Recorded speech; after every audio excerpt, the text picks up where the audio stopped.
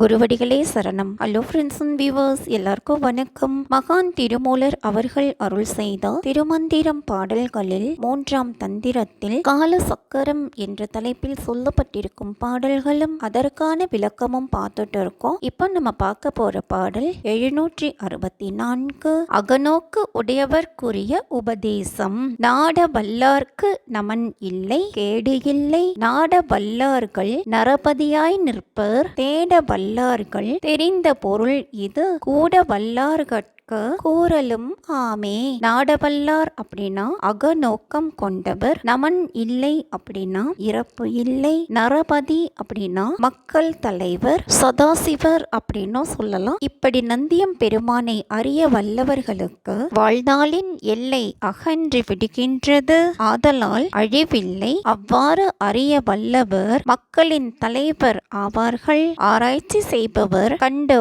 உண்மை இதுவே ஆகும். சிவபெருமானே கூட வேண்டும் என்ற விருப்பு உடையவர்களுக்கு இந்த உண்மையை சொல்லவும் கூடும். பாடல் 765. சிவன் சிரசில் தோன்றுவான், கூறும் பொருள் இது அகார உகாரங்கள், தேரும் பொருள் இது சிந்தையுள் நின்றிட, கூறும் மகாரம் குழல் வழி ஓடிட, ஆறும் அமர்ந்திடும் அண்ணலும் ஆமே.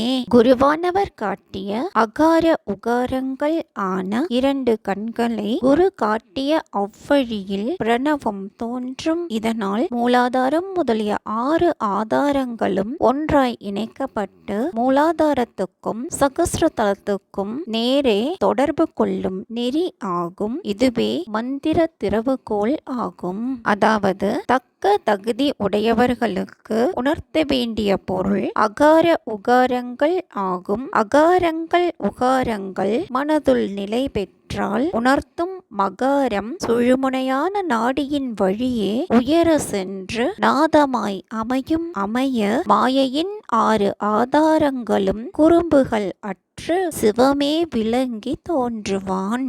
பாடல் 766. இடையராது சிந்திப்பவர் சிவம் ஆவார், அண்ணல் இருப்பிடம் ஆறும் அருகிலர். அண்ணல் இருப்பிடம் ஆய்ந்து கொள்வார்களுக்கு அண்ணல் அழிவு இன்றி உள்ளே அமர்ந்திடும். அண்ணலை காணில் அவன் இவன் ஆகுமே.